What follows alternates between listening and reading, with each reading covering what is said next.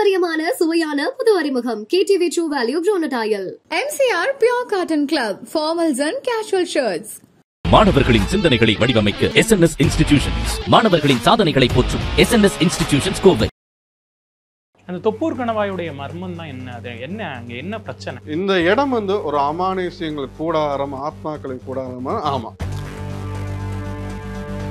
கடைசியில் பார்த்தா எனக்கு முன்னாடி என் முன்னாடி நின்று யார் ஒருத்தர் இந்த கதறிட்டு ஒரு விஷயத்த சொன்னுச்சோ அந்த அம்மா தான் வந்து இந்த குழந்தையோட தாய்.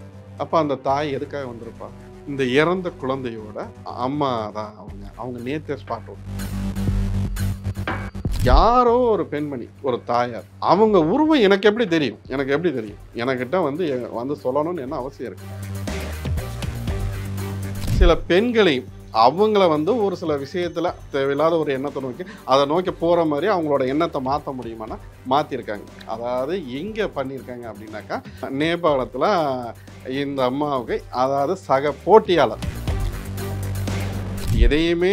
எதுவுமே இல்லைன்னு சொல்ற ஒரு கூட்டம் அதால பாதிக்கப்பட்டு அதுக்கு வழி தெரியாம, விடை தெரியாம அவங்க மன அழுத்தத்துல இருக்காங்க, ஸ்ட்ரெஸ்ல இருக்காங்க. ஆனா பிரச்சனையும் அங்க வேற.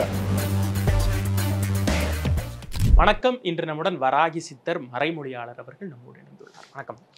ஆன்மீக நாடு அனைத்து அன்பர்களுக்கும் வராகி ஆசிர்வாதம் மட்டும் வணக்கம். சுவாமி, இப்போ 2K காலம் அப்படின்னு இருந்தாலும் கூட இன்னைக்கு கூட தேட்டரில் போய் பார்த்தீங்கன்னா இந்த காஞ்சூரிங் லாஸ்ட் ரைட்டுங்கிற பேய் படம் தான் அதிகமாக ஓடுது. அப்போது பாரம்பரியங்கள் தாண்டி, கலாச்சாரங்கள் தாண்டி இந்த தீய சக்தி நடமாட்டம் அப்படிங்கிறது எல்லா நாட்டிலையுமே இருக்குது. இன்னும் சொல்லப்போனால் இந்தியாவோட அதிகமாக மேலை நாடுகள் உக்கிரமாக இந்த தீய சக்தியை நம்புகிறாங்க, பயப்படுறாங்க. அப்படிங்கிறப்ப இந்த தீய சக்திகள் குறித்து இல்லை அப்படியெல்லாம் இல்லை, இதெல்லாம் கட்டுக்கதைகள் அப்படின்னு சொல்லக்கூடியவங்களுக்கு அதெல்லாம் பார்க்கும்போது உங்களுடைய எண்ண ஓட்டம் என்ன வரும்? நான் இப்போ இங்கே தமிழ்நாட்டில் பிறந்தவன், தமிழ்நாட்டில் படித்தவன், நான் இதை தாண்டி வேறு உலகத்துக்கு போகாத வரைக்கும் ஒரு சில விஷயங்கள்லாம் இப்போ இந்த பேயெல்லாம் இல்லை, சாமியே நீங்கள் சொல்கிறதெல்லாம் பொய்யடா அப்படின்னு நிறைய பேர் சொல்லுவாங்க, நம்ம கேட்டிருக்கோம். அந்த பேயெல்லாம் அதெல்லாம் பொய், நீங்கள் படித்தவன் நிறைய பேர் வெளிநாட்டிலாம் போய் பாருங்கடா, உங்களுக்குலாம் அறிவு இருக்காடா அப்படின்னு நிறைய பேர் இங்கே சொல்ல கேட்டிருப்போம். அப்போது நான் படித்து முடித்ததுக்கப்புறம் இன்றைக்கி நான் இந்த அம்மாவோட வராகி உபாசனம் ஆனதுக்கப்புறம் நான் இன்றைக்கி பல நாட்டுக்கு நான் போகிற மாதிரி ஒரு சூழ்நிலை வந்தது. பல நாட்டுக்கு போயிட்டுருக்கேன். இப்போ அங்கே போய் இதே நம்மளோட இந்த மாதிரி தான் இருப்பாங்களோ இல்லை அவங்களோட இது எப்படின்னா, எல்லா நாட்டிலையும் இறை வழிபாடு, இறை சக்திங்கிறது எல்லாரும் அந்த இறை வழிபாட்டில் நம்மளை விட இறை வழிபாட்டில் இன்னும் தேர்ந்தவர்களாக தான் இருக்காங்க. சரி, ஓகே. இப்போ இந்த தீய சக்தி, இந்த பேய், அது சம்மந்தப்பட்ட இந்த பிரச்சனையெல்லாம் இருக்கா, இல்லை அவங்க அதை நம்புகிறாங்களா அப்படின்னாக்கா நம்புகிறாங்க, அது இருக்குது. அங்கே இருந்தும் அந்த பிரச்சனைகளை அந்த வெளிநாட்டில் இருக்கிறவங்க, நான் கிட்டத்தட்ட ஒரு 7-8 நாடுக்கு நான் போயிட்டு வந்திருக்கேன். அந்த இது இத்தனைக்கும் அதாவது கடவுள் மறுப்பு உள்ள நாட்டுக்கு நான் போயிருக்கேன். நம்ம இந்து மதத்தை தவிர்த்து வேற்று மதம் சம்மந்தப்பட்ட நாட்டுக்கும் போயிருக்கேன். அவங்களுக்கும் இந்த பிரச்சனை, இது சார்ந்த ஒரு சில பிரச்சனைகளை தீர்க்க முடியாத பிரச்சனை, அதாவது இந்த அமானுஷ்யம், மாந்திரிகம், அந்த பேயால் ஆத்மா கோளாறால் தாக்கப்பட்ட இத்தனை பிரச்சனையும் இருக்கானா? இத்தனை பிரச்சனை இருக்குது. இத்தனை பிரச்சனைக்கு தீர்வு கிடைச்சதா? அதாவது அவங்களாம் அதிமேதாவிகள், படித்தவர்கள், இத்தனை பேருக்கும் என்ன தான் சயின்ஸ் வளர்ந்துருந்தாலும் இன்றைக்கும் ஒரு சில பிரச்சனையை தீர்க்க முடியாமல் இருக்கு இல்லையா? அந்த தீர்க்க முடியாத ஒரு விஷயத்துக்கு யார் தேவைப்படுறாங்கன்னா, ஒரு ஆன்மீகத்தில் ஊர்னவன், ஒரு மறைமொழிகளெல்லாம் அந்த விஷயத்தை நம்ம போய் செய்கிறோம். ஆனால் பேய் இருக்கா இல்லையான்னா பேய் இருக்குது. அதை இருக்கான்னு நிரூபிக்கணும் அப்படின்னு பல பேர் சேலஞ்ச் பண்ணாங்க. அதையும் நான் கண்கூட நான் காட்டியிருக்கேன். எல்லாத்துக்கும் நான் தயாராகவும் இருக்கேன். இப்போது எல்லாருக்குமே ஒரு க்யூரியாசிட்டி இருக்கும். நம்ம ஊர் பேயெல்லாம் நம்ம பார்த்துருக்கோம், நிறைய படங்கள்லாம் அந்த கதைகள்லாம் வந்திருக்கு.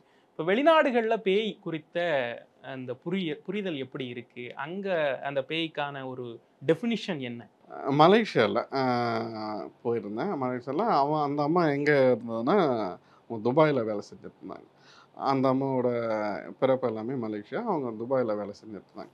இப்போது இந்த அம்மாவுக்கு என்னென்னா, அவங்க துபாய்னா அது இல்லாமல் நம்ம ஒரு சில கண்ட்ரியில் வேலை செஞ்சுட்டு இருந்தாங்க. இடையில ஆஸ்திரேலியாவில் இருந்துட்டு இங்கே வரும்போது அவங்க ஒரு பிரச்சனையில் சிக்கிட்டாங்க. என்ன அப்படின்னாக்கா, அவங்களுக்கு உடல் ரீதியாக ஒரு சில பிரச்சனைகளை கொடுத்துக்கிட்டே இருக்குது. அதுவும் இல்லாமல் அவங்களோட எண்ணம் வந்து நம்ம அதை பொதுவெளியில் நான் அதை மறைச்சு பேசுகிறேன். அவங்களோட எண்ணம் வந்து ஒரு சம்மந்தம் இல்லாத ஒரு விஷயத்தை நோக்கி அதை நோக்கியே அவங்களோட எண்ணம் இருக்கிற மாதிரி இருந்துக்கிட்டே இருக்குது. அந்த தேவையை இது பண்ணிக்கணும்னு சொல்லிட்டு அவங்க அது சார்ந்து போகும்போது இவங்க அதாவது சமுதாயத்தில் இவங்க ஒரு கெட்டவங்களாவோ இல்லை அவங்க வேறு ஒரு பழிச்சொல் சொல்கிறதுக்காகவோ அந்த மாதிரியான இதெல்லாம் வருது. இது ஏன் வருது, எதுக்கு? இது வரைக்கும் நல்லா இருந்தாங்க, எந்த பிரச்சனையுமே இல்லை.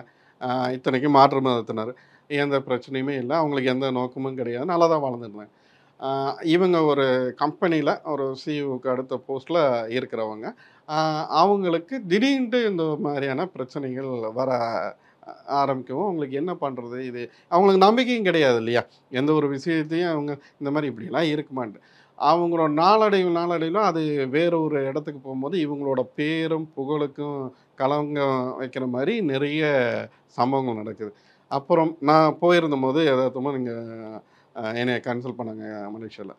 அப்போது பேசும்போது அவங்க அந்த மோகினியோட பாதிப்பு இதெல்லாம் நம்ம ஏற்கனவே நம்ம பேசியிருக்கோம். மோகினியோடது இந்த மாதிரி வந்து சில பெண்களையும் அவங்கள வந்து ஒரு சில விஷயத்தில் அவங்க அதை ஆட்கொண்டிருக்க மாதிரி அவங்க வேற ஒரு விஷயத்தை நோக்கி அவங்களோட எண்ணம் ஃபுல்லாக அதிலேயே இருக்கிற மாதிரி ஒரு தீய சக்தின்னு வச்சுக்கோங்க. ஒரு தீய எண்ணத்தை நோக்கி, ஒரு தேவையில்லாத ஒரு எண்ணத்தை நோக்கி அதை நோக்கி போகிற மாதிரி அவங்களோட எண்ணத்தை மாற்ற முடியுமானா மாற்றிருக்காங்க. அதாவது எங்கே பண்ணியிருக்காங்க அப்படின்னாக்கா, நேபாளத்தில் இந்த அம்மாவுக்கு அதாவது சக போட்டியாளர், இவங்களுக்கு வந்து சக போட்டியாளர் வந்து என்ன பண்ணியிருக்காங்க அப்படின்னாக்கா, இவங்க அந்த இடத்துல இருக்கிறது அவங்களுக்கு கொஞ்சம் இந்த அம்மா கொஞ்சம் நேர்மையாக கரெக்டாக இருக்கிறாள், அவங்களுக்கு இடைஞ்சலாக இருக்கவும் இந்த அம்மாவை வந்து அவங்களோட கேரக்டர் சரியில்லாமல் எப்படின்னா அதை பொதுவெளியில் என்ன அளந்து நான் பேச வேண்டியதாக இருக்குது.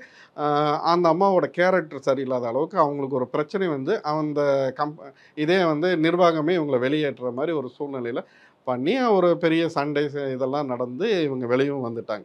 வெளியே வந்து இங்கே இருக்கவும் இதே பிரச்சனை தொடர்ந்துட்டு இருக்கவும் தான் அவங்க என்னை சந்திக்கும் போது அப்போ என்ன பிரச்சனை இருக்குன்னு பார்த்து அந்த பிரச்சனைக்கு உண்டான சொல்யூஷன் சொல்லி அதையும் நம்ம தீர்த்து வச்சோம்.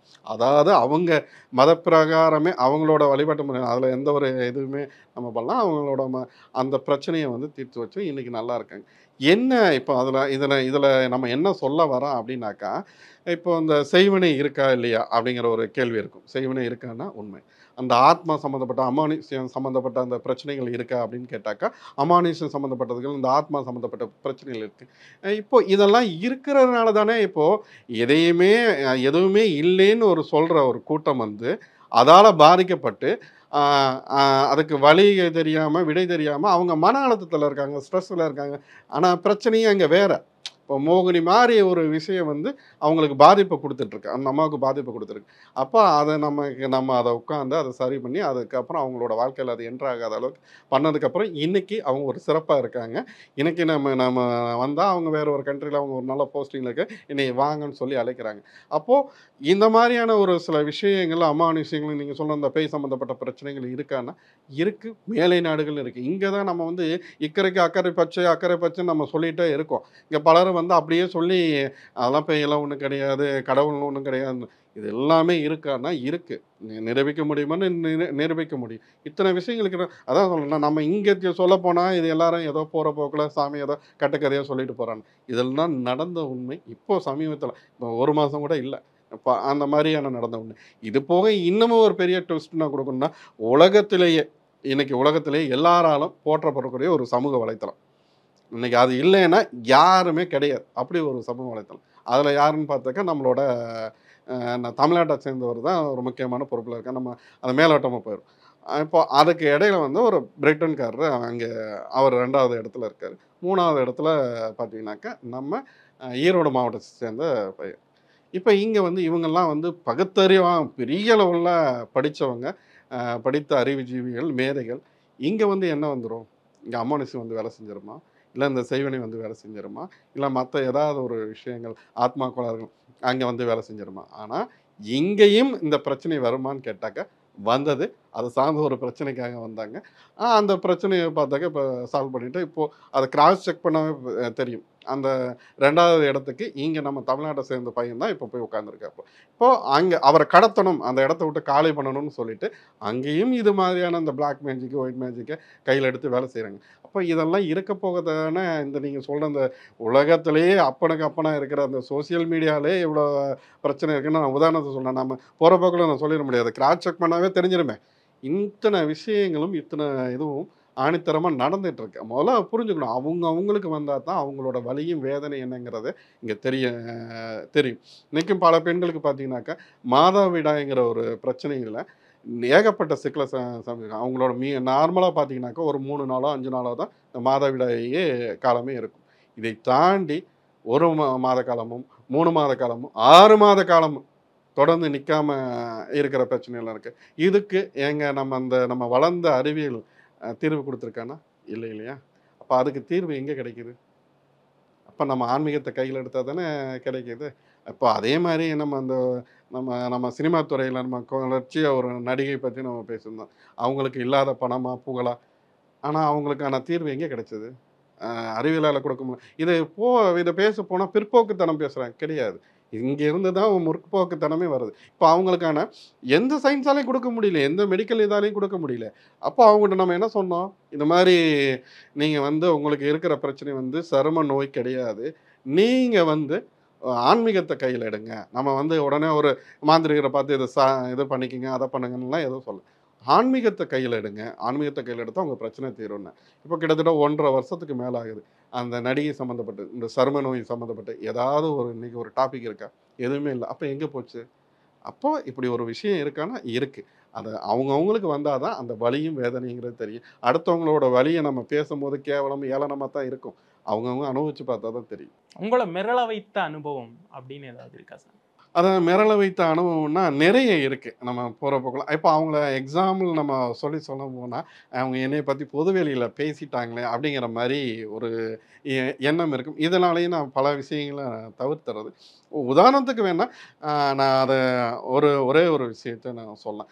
இப்போது பேய் இருக்கா ஒரு விஷயத்தை நீங்கள் சொல்கிறீங்க, நீ பார்த்தியா அப்படின்னுங்கிற ஒரு கேள்வி வந்துடும். இல்லை அதை நம்புறதுங்கிறது ஒரு விஷயம் வேறு, அது உண்மையாங்கிறத நம்ம இது பண்ணணும் இல்லையா?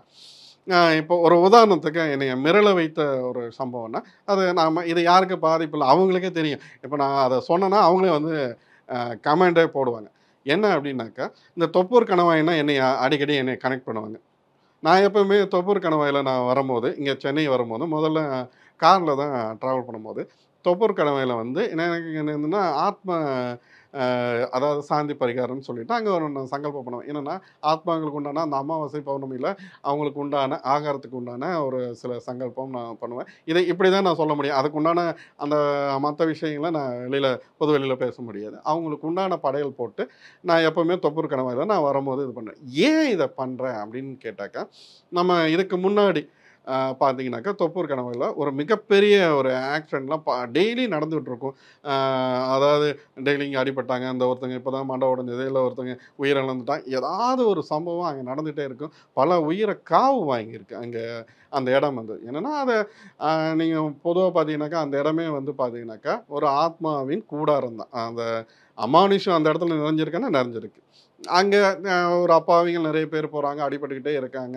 சரி, இதுக்கு ஒரு முற்றுப்புள்ளியே கிடையாது. என்னால் என்ன முடியும், என்னால் அந்த இடத்துல போனால் அந்த ஆத்மாக்கள் சாந்தமாக இருக்கிறதுக்கு என்ன பண்ண முடியுமோ அதை நான் பண்ணிட்டு வந்துட்டு இருந்தேன். ஒரு நாள் பௌர்ணமி அன்னைக்கு என்னென்னா நான் அன்றைக்கி நைட்டு அன்றைக்கி மதியம் ஒரு பெரிய ஆக்சிடெண்ட்டு. என்ன ஆகுதுன்னா, ஒரு கார் பெங்களூர்லேருந்து இங்கே வந்த கார் தொப்பூர் கார்லாம் வந்துட்டு இருக்கும்போது லாரி பின்னாடி வந்த லாரி அதை இடித்து அந்த கார் பள்ளத்துக்குள்ளே விழுந்துருது. அதாவது பாலத்துக்கு அடியில் லாரியும் அதுக்குள்ளே விழுந்துருது. அங்கே தீ பிடிச்சி எரிய ஆரம்பிச்சிருது. அதில் ஒரு 8 பேர் பயணிக்கிறாங்க. அதில் ஒரு 3 மாத கைக்குழந்தையும் அவங்களோட தாயாரும் அந்த கணவரும் அவங்கள சுற்றி இருக்கிற அவங்க குடும்பத்தாருக்கும். இதில் என்ன ஒரு விஷயம்னா, அந்த குழந்தைய நம்ம கூட்டிகிட்டு போகிறப்போன்னா அந்த பையன் கோயம்புத்தூரை சேர்ந்தவர். அந்த பையன் கூட்டிகிட்டு வர்றதுக்காக என்ன பண்ணுறான் அப்படின்னாக்கா, புதுசாக ஒரு கார் வாங்குறான். அவனோட தகுதிக்கு அப்போ வேலை செஞ்சுருக்கான். ஒரு கார் வாங்கிட்டு அந்த காரில் அந்த குடும்பத்தை கூட்டிகிட்டு வரும்போது இந்த சம்பவம் நடக்குது. இவங்க யாருக்கு எதுவும் கெடுதல்னு நினைக்கல. இத்தனைக்கும் அது வேற்று மதத்தை சார்ந்தவங்க. இங்கே வந்த இடத்துல இப்படி ஒரு சம்பவம். இப்போ அங்கே அதில் ஒரு 3 பேர் வந்து ஸ்பாட் அவுட்டு இதாகிட்டாங்க. அப்போது இதுலேருந்து அங்கே கொண்டு போய் அடுத்த ஹாஸ்பிட்டலில் பார்த்துருக்காங்க. இது இது அன்றைக்கி நடந்து முடிந்த கதை. அன்னைக்கு நான் இரவு போய் இந்த என்னோட இது சாந்தி பரிகாரத்துக்கு உண்டான ஆத்மா சாந்தி பரிகாரம் இங்கே பண்ணிவிட்டு நான் வந்துட்டேன். வரும்போது இங்கே நான் சென்னை ரீச் வரும் ஒரு 3 மணி இருக்கும். நான் ஒரு 2, 3 மணி இருக்கும். அந்த நேரத்தில் நான் நல்லா தூங்கியாச்சு, அயர்ந்து தூங்கியாச்சு. என் கூட வந்த நண்பர் ஒருத்தர் கூட வந்தார்.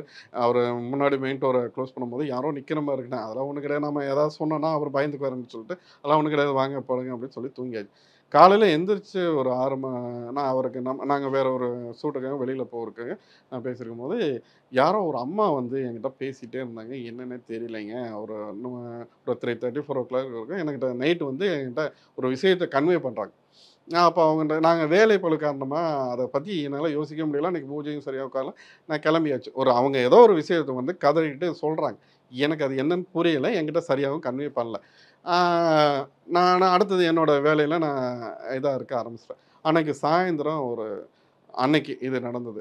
இது பார்த்தா போகிற போக்கில் சொல்கிற கதை கிடையாது. இத்தனைக்கும் இதை கிராஸ் செக் பண்ணலாம், நான் அதை நிரூபிக்கவும் தயாராக இருக்கேன். மாலை 5 மணிக்கு ஒரு ஃபோன் கால். நீங்கள் வராய் சித்ரா பேசுகிறீங்க? ஆமாப்பா. என்ன இல்லை, இந்த மாதிரி நீங்கள் இது தொப்பூர் கணவனை பற்றி அடிக்கடி நீங்கள் பேசுவீங்க, அதான் உங்கள்கிட்ட பேசணும். சொல்லுப்பா என்ன விஷயம் அப்படின்னு. இல்லை, நீங்கள் நேற்று இந்த ஒரு ஆக்சிடெண்ட் நடந்துச்சு இல்லையா, அந்த ஆக்சிடெண்ட்டில் இந்த குழந்தை கூட்டிகிட்டு போன குழந்தையும் இறந்துருச்சு அப்படின்னு சொல்லி சொல்கிறப்ப, எப்பப்பா இறந்தது? இப்போ தான் இறந்தது, 4:30 மணிக்கு இறந்துச்சு அப்படின்னு சொல்லிட்டு அழுதுட்டு சொல்லிட்டு இருக்கா. இந்த 3 மாத கை குழந்தை சொன்னேன், இறந்துருச்சு அப்படின்னு சொல்கிறேன். எனக்கு ஏன்ப்பா இறந்துருச்சுன்னு சொல்ல இப்போ கூப்பிட்டு சொல்கிறியப்பா, முன்னாடி சொல்லேன். இல்லை, இப்போ தான் எல்லோரும் சொன்னோன்னே நாங்கள் உங்களுக்கு கூப்பிடலாம். ஏன்னா அவங்க நம்ம இதை அந்த இந்த எதிர்கொள்கையோட கூப்பிட்டு சொன்னோன்னா, சரி யாரெல்லாம் போனாங்கப்பா அப்படின்னு சொன்னேன். அப்போ அவன் உடனே எல்லாரோட ஃபோட்டோவையும் எனக்கு அனுப்பி விட்டான். அந்த வண்டியில் போனவங்க அந்த பையன் எல்லாத்தையும் எனக்கு அனுப்பி விட்டான். நான் என்ன பண்ணேன், பார்த்துட்டு எனக்கே ஒரு ஷாக் ஆயிடுச்சு. அப்போ நான் பார்த்தோன்னா அடுத்தோன்னா ஒரு ஃபோட்டோவை மட்டும் மார்க் பண்ணி நான் திரும்ப அந்த பையனுக்கு அனுப்பிவிட்டேன். அனுப்பிவிட்டு அந்த பையன் திரும்ப எனக்கு வந்து உடனே கூப்பிட்டான். இந்த ஃபோட்டோவில் இருக்கவங்க யாருப்பா அப்படின்னு சொன்னேன். இந்த இறந்த குழந்தையோட அம்மாங்க. இப்போ நான் சொல்லும் போது எனக்கு புல்லரிக்குது. இந்த இறந்த குழந்தையோட அம்மா தான் அவங்க நேற்றே ஸ்பாட் அவுட். இந்த இன்னைக்கு இறந்த குழந்தையோட அம்மா அப்படின்னு. அப்போ எனக்கு தான் புத்தி குறைக்குது. ஐயோ, எவ்வளோ பெரிய ஏதோ ஒரு விஷயத்த சொல்ல வந்திருக்கேன். எனக்கு அது நான் அதை எப்படி எனக்கு அது ரொம்ப தர்ம சங்கடமாகி போச்சு. எனக்கு என்னடா சொல்கிறேன் அப்படின்னா, இல்லை அவங்க அலுவலகத்துக்கு வந்து பேசியிருக்கேன். நான் தூங்கிட்டு இருக்கும்போது எனக்கு அந்த தூக்கத்தில் அந்த ஒரு விஷயத்தை வந்து சொல்கிறாங்க. எனக்கு அது புரியலை, அவங்க என்ன கன்வே பண்ணுறாங்கிறத. நம்ம தூக்கம் ரொம்ப நான் தான் ட்ரைவ் பண்ணிட்டு வந்ததுனால ரொம்ப அசதியில் படுத்துட்டேன். அந்த இதெல்லாம் அவங்க சொல்கிறாங்க. சொன்ன அந்த இதுவும் எனக்கு புரியல. கடைசியில் பார்த்தா எனக்கு முன்னாடி என் முன்னாடி நின்று யார் ஒருத்தர் அந்த கதறிட்டு ஒரு விஷயத்த சொன்னுச்சோ அந்த அம்மா தான் வந்து இந்த குழந்தையோட தாய். அப்போ அந்த தாய் எதுக்காக வந்திருப்பா?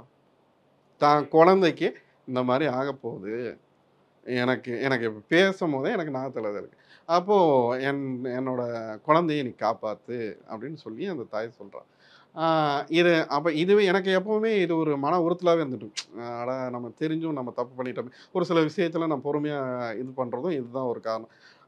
அப்புறம் அதுக்கப்புறம் பார்த்தாக்கா இன்னும் 3 குழந்தைங்க அந்த இதில் வந்து 2 குழந்தைங்களும் அந்த கணவனும் இன்னும் ஒரு சிலரும் அடிபட்டு ரொம்ப இதாக இருந்தாங்க. அப்போ அவங்களுக்காக உட்காந்து நான் பிரார்த்தனை பண்ணேன். அவங்க சேலம் ஜிஹெச்சில் தான் இருந்தாங்க. அவங்க குணமாகி போகணுன்னா மற்றவங்க எல்லோரும் ரெடி ஆயிடுவாங்கப்பா, சரிப்பா ஓகேன்னு சொல்லிவிட்டு நான் அவங்களுக்காக பிரார்த்தனை பண்ணி எல்லாம் ரெடியாக, கவலைப்படாதீங்க அப்படின்னு சொல்லி இது பண்ணேன். அதுக்கப்புறம் அவங்க குடும்பமே என்கிட்ட பேசினாங்க. இத்தனைக்கும் அவங்க நம்ம இங்கே நாகர்கோவில் பக்கத்தில் இங்கே தான் அவங்களோட பூர்வீகம், நாகப்பட்டினம்னு நினைக்கிறேன். அங்கே நம்ம மேரி மாதா இருக்காங்க இல்லையா, அவங்களுக்கு ஆலயம் இருக்கேன் அங்கே, அதான் அவங்களோட பூர்வீகம். அப்புறம் எனக்கு கூப்பிட்டு அவங்க குடும்பமே பேசுகிறாங்க. இப்போ எல்லோரும் வந்துட்டப்பா, எல்லோரும் நல்லா இருக்கவங்க, சரி ஓகே. அப்புறம் அதுக்கப்புறம் எந்த தொடர்பும் இல்லை. இது ஏன் சொல்ல வரேன்னா, அவங்க நம்ம மேலே அதாவது எதிர்கருத்துடையவங்களும் அவங்களுக்கே நம்ம மேலே அந்த ஒரு நம்பிக்கைங்கிற ஒரு விஷயம் இருக்குது. அதை சொல்லப்போக இன்றைக்கி அவங்க குடும்பத்தில் மற்றவங்க வந்துட்டாங்க இருக்காங்க. இப்போ இந்த மாதிரி இப்போ சொல்கிறாங்க இல்லையா, ஆத்மான்னு ஒன்று கிடையாது, இதுன்னு ஒன்று கிடையாது. இப்போது இது ஒரு இன்க்ளூஷனாக ஏதோ சொல்லுவாங்க இல்லையா, இது இப்படியா இருக்கும், இதெல்லாம் ஒரு மனப்பிரமைன்ட்டு. யாரோ ஒரு பெண்மணி, ஒரு தாயார், அவங்க உருவம் எனக்கு எப்படி தெரியும்? எனக்கிட்ட வந்து சொல்லணும்னு என்ன அவசியம் இருக்குது? அப்போது இதை புரிஞ்சுக்குங்க. நான் அந்த பலமுறை நான் சொல்கிறது தான், வலியும் வேதனையும் பட்டவனுக்கு தான் தெரியும். இப்போ ஒரு குழந்தைக்கு தீ சுடுன்ட்டு நீங்கள் எப்படி சொல்கிறீங்க? உனக்கு தீ சுட்டா அதனால் வலி உண்டாங்கிறது உனக்கு தெரியும். அதனால் நீ குழந்தைய நீ கண்டிக்கிற, நீ தொடாத, உனக்கு சுடுன்ட்டு. அந்த போல தான் இந்த மாதிரி இது ரியல் லைஃப்பில் நடந்தது. இது எனக்கு அதான் அதில் ஒரு குற்ற உணர்வு எனக்கு இன்னமும் அதை இருந்துகிட்ருக்கு. நம்ம அந்த குழந்தைக்கு உண்டானதை நம்ம செய்யாமல் விட்டோமோ, அதை நம்ம சரியாக புரிஞ்சுக்காமல் விட்டுட்டோமோ அப்படிங்கிறது. அந்த இன்றைக்கும் என்னோடய பணி நான் இங்கே போனேன்னா நான் இங்கே உண்டானது. அதுக்கப்புறம் பார்த்தீங்கன்னாக்கா இன்றைக்கி வரைக்கும் ஒரு பெரிய லெவலில் அந்த ஆக்சிடெண்ட்டுக்கு அப்புறம் தொப்பூர் கணவாயில் ஒரு பெரிய லெவலில் ஒரு ஆக்சிடெண்ட்டுங்கிறது இல்லை. இருக்குது, ஒன்று ரெண்டு இருக்குது. பெரிய உயிரிழப்போ அந்த மாதிரி ஒரு மேஜர் ஆக்சிடெண்ட்டோ இன்றைக்கி முதல்ல தலைப்பு செய்தியை வந்துட்டு தொப்பூர் கணவாயில் இன்றைக்கி நீங்கள் பாருங்கள், நீங்கள் மீடியாவில் பாருங்கள், இந்த சம்பவத்துக்கு அப்புறம் ஒரு பெரிய ஏதாவது விபத்து நடந்திருக்கான்னு கிடையாது. அந்த தொப்பூர் கணவாயுடைய மர்மம் தான் என்ன? அது என்ன, அங்கே என்ன பிரச்சனை? ஏன்னா ஒரு பெரிய நெடுஞ்சாலை, அதில் அப்பப்போ விபத்து பகுதின்னு சொல்லிட்டு விபத்துக்கள் நடக்கிறது இயல்பு தான். ஆனால் அன்யூஷுவலாக ரொம்ப அசாதாரணமான விபத்துக்கள்லாம் சந்திச்சிருக்கு தொப்பூர் கணவாய். என்னதான் இருக்கு அங்கே, என்ன பிரச்சனை? இல்லை, நான் இப்போ போகிற பக்கம் நான் ஒரு விஷயத்த சொல்கிறேன். அமானுஷ்யங்களுக்கு கூடாரம் தொப்பூர் கணவாய்ன்னு நான் சொல்கிறேன். இப்போ இது மட்டுமே காரணமா அப்படின்னாக்கா நம்ம அதை மட்டுமே நம்ம எடுத்துகிட்டு போக முடியும். ஒரு சிலரோட அஜாக்கிரதை, சிலரோட டிரைவிங் ஸ்டைலும் அங்கே தவறு இழக்கிறதுக்கு ஒரு மெயின் காரணமாக இருக்குது. அதுவும் உண்மை தான். அதை போகிற போக்கில் நான் மறுத்துட்டு போகிறது கிடையாது. சில டிரைவர்களோட அஜாக்கிரதையும், சில பேர் குடிபோதையில் ஓட்டுற அந்த ஒருத்தன் நீ பண்ணுற தப்பு இன்னொரு குடும்பத்தையும் பாதிக்குது. அதை முதல்ல நம்ம இங்கே உணரணும். அதை யாரும் இது பண்ணல. இது ஒரு பக்கம். இன்னொரு விஷயம் என்ன அப்படின்னாக்கா, இது இன்னைக்கு ரியல் லைஃப்பில் இன்னைக்கு இது இருக்கா அப்படின்னு கேட்டாக்கா இப்போ நான் சொன்ன கருத்தும் இருக்குது. இந்த இடம் ஒரு அமானுஷ்யங்களுக்கு கூடாரம், ஆத்மாக்களுக்கு கூடாரமா? ஆமாம், அதில் எந்த மாற்று கருத்தும் கிடையாது. இப்போ நீங்கள் இருக்கீங்க, உங்கள் வீட்டை ஒருத்தர் பிடுங்கி எடுத்துட்டார். ஒரு திடீர்னு உங்கள் வீட்டை பிடுங்கி நீ போ, இந்த வீட்டில் இருக்கக்கூடாது, இனிமேல் எங்களுக்கு சொந்தம் அப்படின்னாக்கா உங்களோட நிலைமை, உங்களோட மனநிலை எப்படி இருக்கும்? ரொம்ப தர்ம சங்கடமாக இருக்கும். வேதனை உச்சத்தில் இருப்பீங்களா? இப்போ நம்ம என்ன சொல்கிறோம், குறிஞ்சி நிலத்தின் அதிபதி யார், முல்லை நிலத்தின் அதிபதி யாருன்னு நம்ம சொல்கிறோம். நீங்கள் ஒரு விஷயத்தை எடுக்கிறதுக்கு முன்னாடி எப்போது நீங்கள் பாலம் கட்டுறதுக்கு முன்னாடி இன்றைக்கி பல பேர் சொல்லுவாங்க, நம்ம சின்ன பிள்ளை நம்ம சொல்கிறதான் கேட்டிருப்போம், ஐயோ இங்கே ஆளை பலி கொடுப்பாங்க, நரபலி கொடுத்து. இப்போது ஒரு பாலம் கட்டுறதுக்கோ எந்த ஒரு பூமி பூஜை ஸ்டார்ட் பண்ணுறதுனாலும் ஒரு பலி கொடுக்குறாங்க, குருதி பூஜை செய்கிறாங்கன்னா அது உண்மைதான். இப்போ இந்த இடத்தை பொறுத்த வரைக்கும் இந்த இடத்தோட அமைப்பும் சரி, அந்த மலையை குறைஞ்சி நீங்கள் நான் தான் சொன்ன மாதிரி உங்கள் வீட்டை ஒருத்தர் ஆக்கிரமிச்சா எப்படி இருக்குமோ அதே மாதிரி தான் அந்த இடத்துக்கான அதே தேவதைகள் யார், அந்த இடத்துக்கான அந்த பூர்வ குடிகள் யார் அப்படின்னு பார்த்து அவங்களுக்கு என்ன உண்டானதை நீங்கள் பண்ணீங்களாங்கிறத இங்கே கேள்விக்குறி. அவங்களுக்கான எந்த இதுவும். அப்போ அந்த வேகம், அந்த கோபம், அந்த ஆக்ரோஷம் இருக்க தான் செய்யும். அது யாராக இருந்தாலும் இருக்குது. அதுக்காண்டி ஆத்மா என்ன, இது கடவுள்னா பழி வாங்கணுமா? இப்போ பல பேர் அவங்களோட கர்மா இங்கே இதாகணும்னு இருந்தால் அது நடந்து தான் தீரும். இப்போ அதுக்காண்டி அந்த போகிற போக்கில் நம்ம அதை குறைய சொல்ல.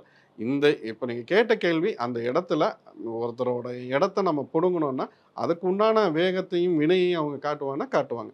இப்போவும் சொல்கிறேன், நான் எதுக்கு போய் நான் அங்கே இந்த விஷயத்தை நான் செய்யணும், இனிமேல் இது ஃப்யூச்சரில் இந்த மாதிரி ஒரு நிலைமை வந்துடக்கூடாது. அந்த சுற்று வட்டாரத்தில் இருக்கவங்களே இந்த சாமியார்கள் யாராவது அந்த இடத்துல போய் நிற்கிறாங்களாங்கிற எனக்கு பலர் அறிவுரை சொல்லுவாங்க. என்ன சொல்லுவாங்க அப்படின்னாக்கா, நீங்கள் எங்கே போகாதீங்க, கவனமாக போங்க. இன்னைக்கு வரைக்கும் யாரும் எனக்கு எந்த ஒரு தொந்தரவும் கொடுத்தது, எனக்கு பாதுகாப்பாக தான் இருந்திருக்காங்க. எனக்கு முன்னாடி ஆக்சிடென்ட் நடக்கும்போது கூட என்னையே தட்டி நான் ஒரு டைம் அயர்ந்து கொஞ்சம் கண்ணை அயர்ந்துட்டேன். எனக்கு முன்னாடி பார்த்தா ஒரு பெரிய ஆக்சிடென்ட், அதில் நானும் சிக்க வேண்டியவன். அப்போது அங்கே இருக்கவங்க தான் என்னையை காப்பாற்றுறாங்க, அந்த ஆத்மாக்கள் தான் என்னையை காப்பாற்றுறாங்க. இப்போ அதுபோல் அவங்களோட இடத்த நீங்கள் ஆக்கிரமிச்சிங்க, அவங்களுக்கு உண்டான எந்த ஒரு விடயத்தை நீங்கள் செய்யலை, அதோட பாதிப்பை சாமானி அனுபவிச்சுட்ருக்கேன். அதுக்கு உண்டான காரியத்தை நீங்கள் பண்ணுங்கள். அடுத்த நீங்கள் ஃப்யூச்சரில் அந்த இடத்த மாற்றி அமைக்கிறதுக்கு உண்டான வேலையை செஞ்சீங்கன்னா கண்டிப்பாக இந்த விபத்துகளும் இந்த கோர சம்பவங்களும் நடக்காமல் இருக்கும். பாரம்பரியமான சுவையான புது அறிமுகம் KTV True Value Bronatile. MCR Pure Cotton Club, formals and casual shirts. மாணவர்களின் சிந்தனைகளை வடிவமைக்க SNS இன்ஸ்டிடியூஷன்ஸ். மாணவர்களின் சாதனைகளை போற்றும் SNS இன்ஸ்டிடியூஷன்ஸ் கோவை.